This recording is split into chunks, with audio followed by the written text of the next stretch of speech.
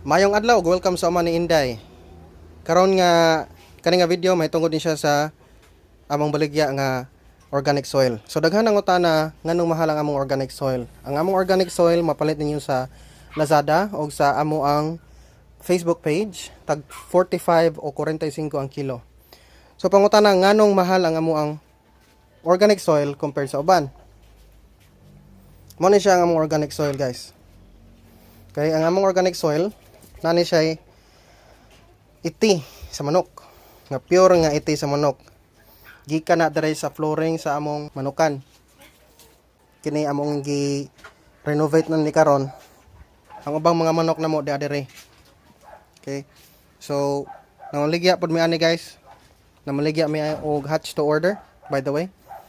So balik ta sa atong organic soil. So kaning among organic soil again, ang among organic soil ani siya iti sa manok. Pure gini siya nga iti sa manok, kaning nagbagtok kini. Iti na siya sa manok. Unya fermented na ni siya and dried for 2 years. Unya ang ipa, ang rice hull kana, kung adto mo palit sa uban, inigpalit niyo sa ilang organic soil, presko pa. So, dili pa lata. Kani siya, guys, lata na. So magamit na ninyo dayon ang iyahang nutrients palit ninyo sa amuang organic soil. Ikatulo, nag-apply mi ani og probiotics tungod kay ang among mga manok, pagkaon sa among mga manok na ay probiotics, og part pod sa among biosecurity application ang pag-apply o pag-spray og probiotics sa amuang mga pen o amuang mga tangkal. So sa flooring sa among mga tangkal na anay probiotics, nag-apply mig probiotics ana, naani siya live bacteria sa probiotics. Okay? Inayag na ni, guys. So kung dili pa ni siya ayagon, ingani ni siya. Okay, bagtik. Tapos ayagon na siya nimo. Maingani na siya. Kasi buhaghagay ni siya, guys.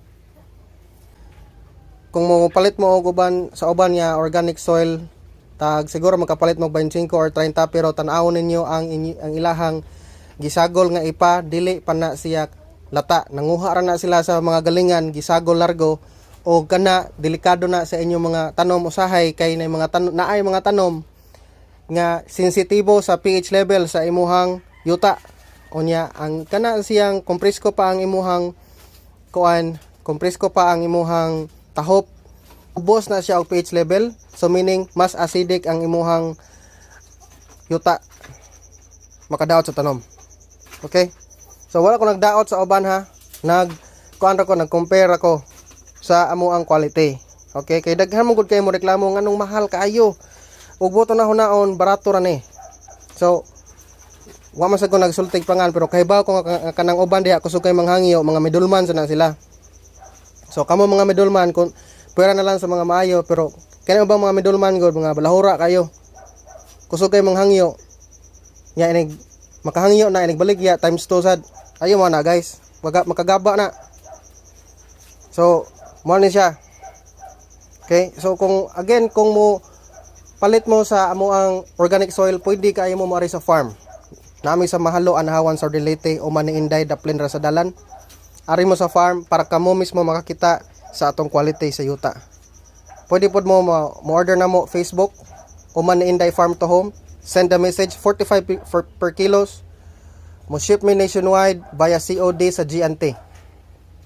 O pwede pod mo adto sa Lazada, pangitaa lang ang Uman ni Inday Farm to Home, yang order lang mo dito, tag 45 gihapon per kilo.